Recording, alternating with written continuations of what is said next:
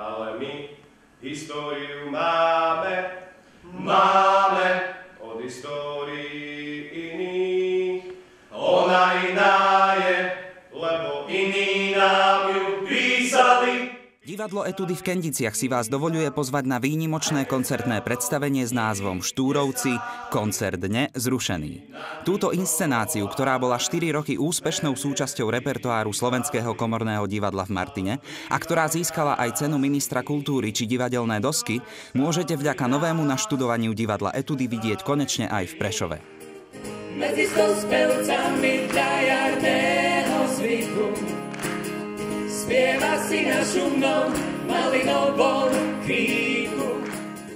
Prostredníctvom zhudobnenej poézie Ľudovíta Štúra, Janka Kráľa, Sama Chalúbku a Andrea Sládkoviča majú diváci možnosť v náznakoch vidieť charaktery a situácie, v ktorých sa tieto osobnosti ocitali.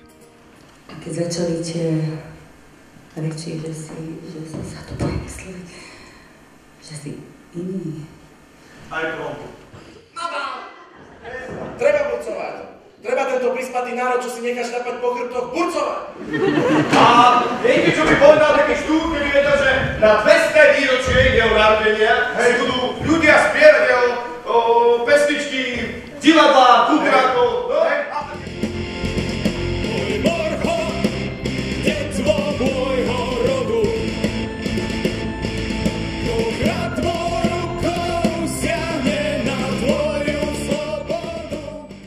Od roku cez baladu a od hip-hopu cez reggae sa Štúrovci prihovárajú všetkým generáciám.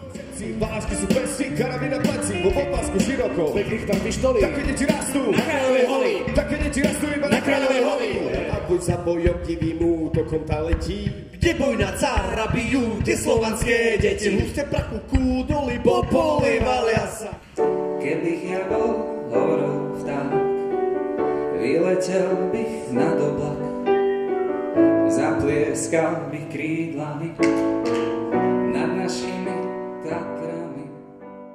Projekt Štúrovci podporili Ministerstvo kultúry Slovenskej republiky, obec Kendice, Anko prenájom billboardov, Technics Line automatizácia výrobných procesov, Audio One, BM Production a Charmprint. Mediálni partneri Prešovské noviny a Prešovský korzár. Hore za česť slobodu slovenskému národu!